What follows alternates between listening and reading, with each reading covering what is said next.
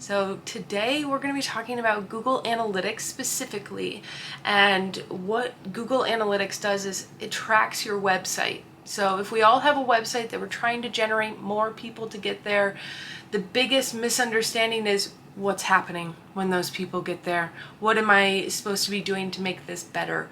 And to be able to understand this data will give you a lot of clues on what you should do that's working and what's not working, either to not keep continuing it or to evolve it and make updates. So a little intro about me. My name is Kelsey Flannery. I also go by 𝐾Rae. My business is 𝐾Rae Marketing and 𝐾Rae Education. I focus solely on Google, any tool that Google offers. That includes Gmail, your Google Workspace, and any of the tools that help your business. I've been Google certified since 2015, and Google has made a lot of changes since then, and they're continuing to change. So I continue to evolve and understand what is necessary for each type of business that's out there. I am obsessed with all things Google, so if there are questions about other things, websites, or social media, email campaigns, creating content, I have marketing partners that I have worked with that's their specialty. I love Google, and that's all that I love to talk about. So if you have questions, feel free to drop them in the chat. I'll also reach out to each of you next week with follow-up support, videos, and any way that I can help you make sure you got the most from this presentation. I do have an educational side of my business which focuses on sharing this knowledge so that you actually understand how to use it for yourself, for your business to grow. So I love questions. Hit me with anything you have. So what the heck is Google Analytics? It's my favorite tool because it gives you so much clarity on what you can do for your business that will grow and continue to evolve Google's understanding of your business and how your customers can find you. Because sometimes we have a website and it looks great, but we don't know why you're not getting leads, or you're not generating sales, you're not making money from it, but you paid for it to be created and the hosting.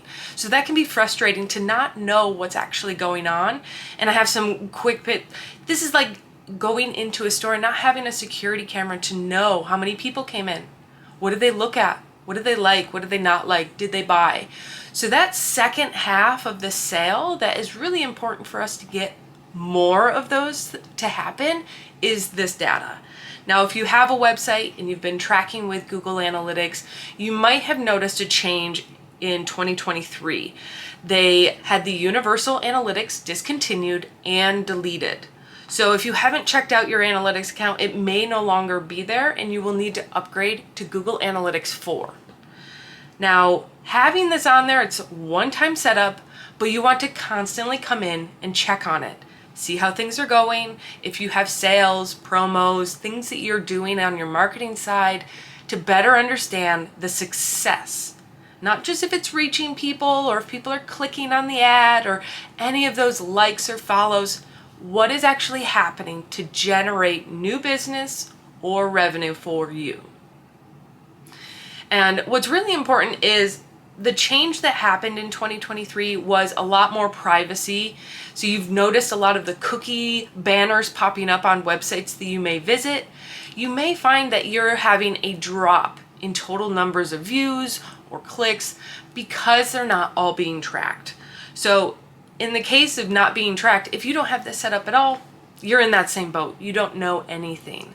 So this is really important and completely free to set up and use as long as you have your business. You just need a website that's online. Now, there's going to be a lot of metrics that I'll talk to you about today, but I have a main objective of having you understand what this data really means, not just numbers and kind of looking at it and not getting the full picture. Users are an actual human that visited the website. Sessions is how many times it was viewed. So we've all gone back to websites multiple times. If we accidentally closed out, or we went back to check out something again, we didn't complete our purchase. We're one user, but we went back for multiple sessions. So those two numbers are going to be drastically different, and you want to focus on how many are you getting each week, and can you grow that number? It depends on to you what number is more important, but there is a difference. Now, The engagement rate will help you understand if people like your website. People can go there and they can spend 2 seconds and leave. They are not engaged. They are not the right user for you. We want to determine those people that are very engaged. And if you're looking at your Google Analytics account, you can pull it up and we could start looking at real numbers. This should be 50% or higher. And what we're trying to do is engage people where it's 50% more chance that they're going to be staying and viewing multiple pages. Now, if they don't go to a second page and they leave, they're going to have a lower engagement rate because they didn't find what they were looking for. So a big point in engagement rate is, are you targeting the right people? Is your marketing reaching the people that actually like or want what you have? And you'll find page views is something that is still listed, but it's just how many pages were viewed. As a session, someone could view 10 pages. We don't really care how many pages they viewed. We care if they actually were engaged, how long they stay, and of course, if they contacted you or completed a conversion, like a sale. This is the best report. If you look at Google Analytics and you only look at one thing, it will be your customer acquisition report. This is where people come from. Again, I'll keep coming back to, how do you focus your marketing better? Find where they're coming from and those that are engaged the longest. Those people most likely are coming from organic search. These are about halfway down the page. This is based on Google's understanding of your website, so the results are very accurate. This is going to be where most of your traffic comes from. If you have less than 30% of your overall traffic coming from organic, you need to start looking at how Google reads your website. Happy to talk about SEO on another call. Don't want to overwhelm you too much. Now you have a lot of other options. Social media can generate traffic. And I like to be very honest with people. I have never gotten a sale or a lead from someone in social media. The activity from people on social media is more passive. They're scrolling. The most they might do is within that platform. It's going to be very hard for you to get them to leave that platform to come to your website, let alone to do more things on your website, subscribe, purchase, book a call. So what I want you to do is look at the data and use it for your guide. You may think, well, I'm on social media, so my customer's on social media. If they're on social media and they're not doing anything on your website, you might want to focus elsewhere and repurpose social media content to create organic traffic. Of course, paid ads, you pay for those clicks that you get to your website. Being very specific and very intentional so that you don't waste your money. This is something that I'm certified in and find very interesting to customize approaches for each business and their goals. Direct, you're going to find a lot, especially if you have good brand awareness. This means they knew your business name and your domain. So that's that .com for your website. And one thing I like to make very clear, and this comes through with the engagement rate, is quality over quantity. You can get 1 million people to your website in one sale. That's going to be a hard pill to swallow, that you did so much work to get them there, but they didn't do anything of value to grow your business. So really, we want to focus on what's the end game for people that you get to your website. What do you want them to do? So now that we talk about what do we want them to do, we can actually see what they're doing. If we're unsure of our funnel for our audience, what are they doing? How many pages are they viewing? How many pages does it take for them to get a full sense of your business? Engagement rate. Did they take one look and run, or did they stay there for a while? The time on site will be your biggest indication of their engagement. They're there for more than a minute, those people really like you. When was the last time you spent more than 30 seconds on a website? Again, think of your own behavior and how are you on a website? If it doesn't load fast, are you out of there? How fast does your website load? Pretend to be a customer on your own website to see what data matters to you. And then of course your top pages. This is going to be important if you have ads or you're trying to generate traffic to your website. What pages do people like? Let's use those pages for our ads. We don't want to send them to a page that no one really likes. Then we may have wasted ad spend on nothing. But of course, what we've come to is conversions. You're going to hear the word conversion or event from any marketer you talk to. This is the end game. This is what we want. Any conversion can be a customer showing that they're interested in you. And I have an ebook that's available. I'll email it to you. That's called My Customer Journey Funnel. And this is to figure out what's the first step I want someone to take. If that's, I get them to my website, I want them to subscribe. I have a weekly email that I send to everybody. It's got everything. Let's try and get them to subscribe. This is free. Nothing but their email is necessary. Now that they've subscribed, what's next that I want them to do?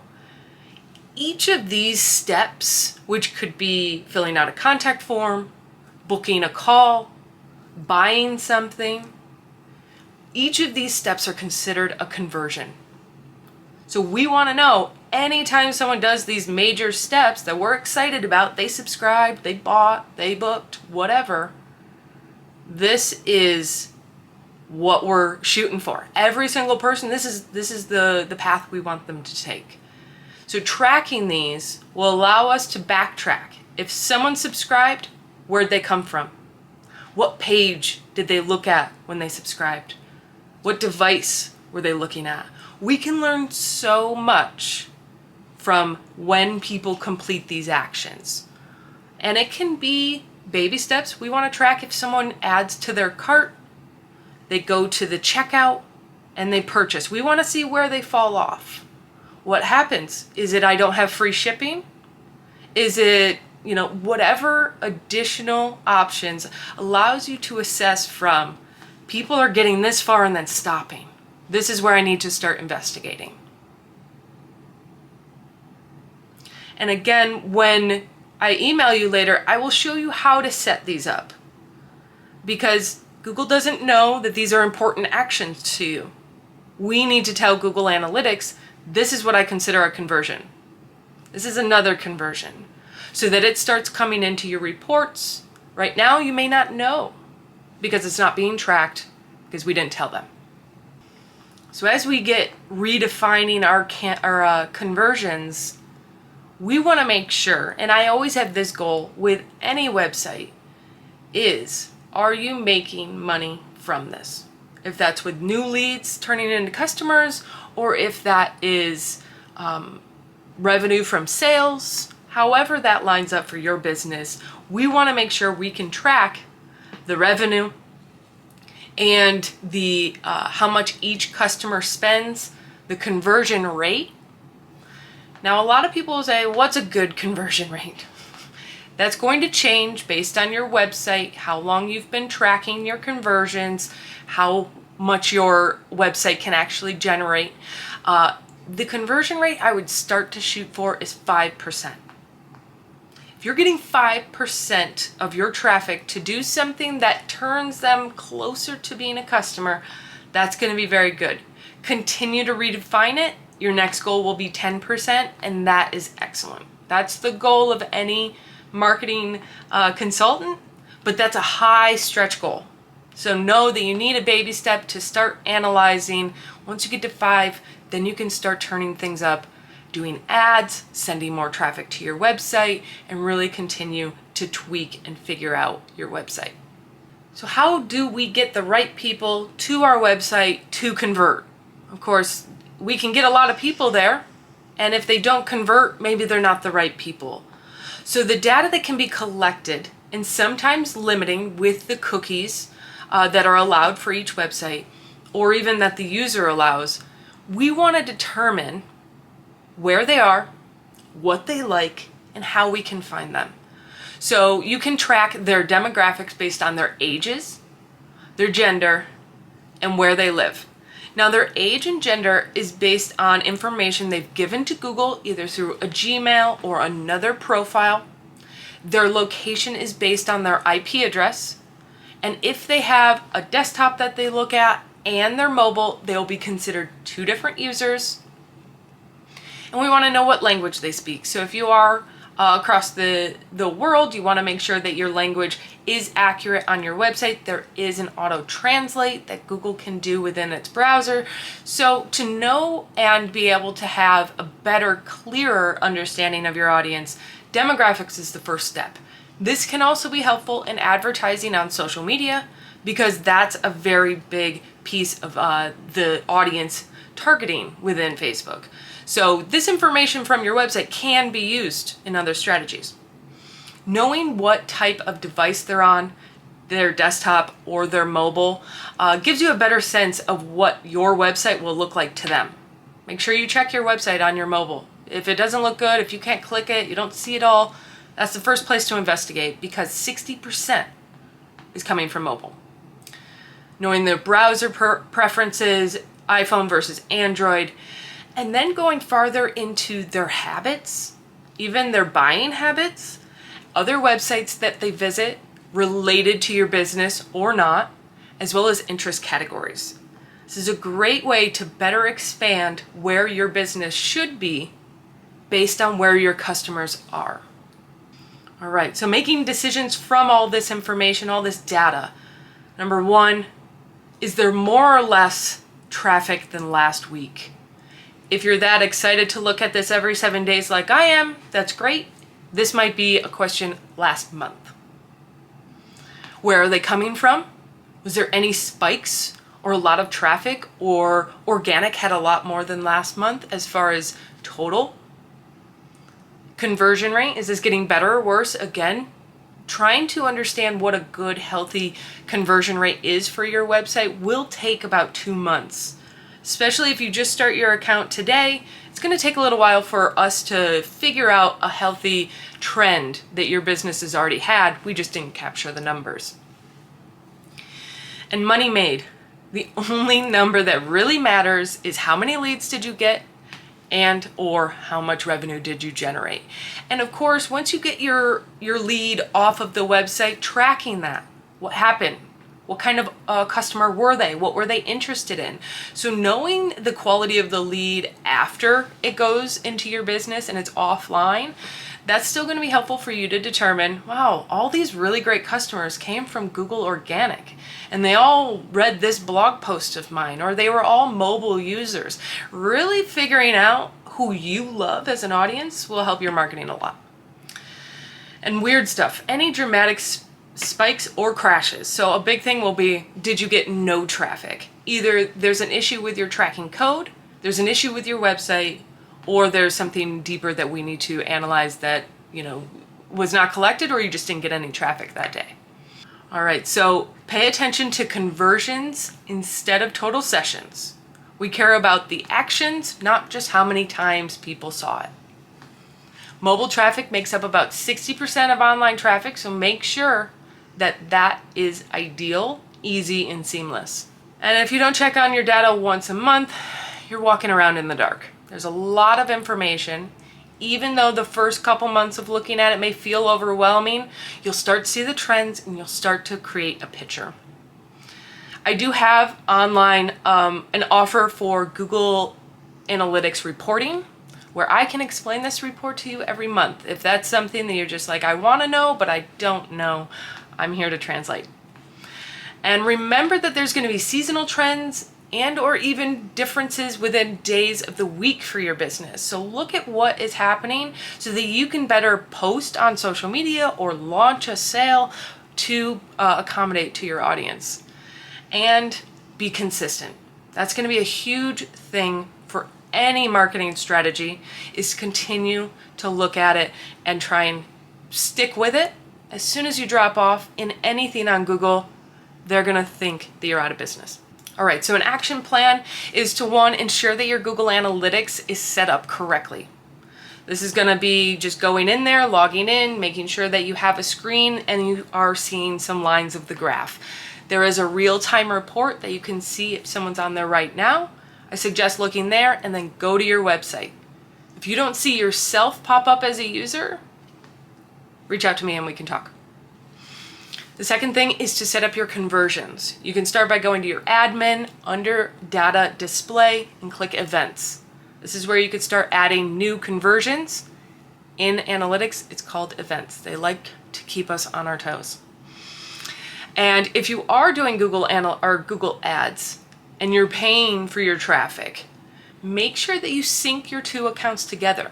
This will be much more helpful for you to determine if your ads are successful once they get to your website. And focus on the metrics that matter. Again, how many people get there is great, but how many of them do an action that's important to you? Now, if you want to level up, you can continue to dive into your website, check out your pages, making sure that they are as best as they can be, check on your mobile site experience, and determine if there is anything that works and doesn't work and how you want to proceed for the rest of the year. And of course, try and create a routine or a schedule to stick with this. It makes it a lot easier if you know, all right, the first of the month, I'm going to check out my analytics and see what's happening, check in with my strategy to see if we're still on pace for this month. And I'm always here for backup. I have a YouTube channel that I post a lot of videos going in depth and also keeping it very simple, step-by-step instructions.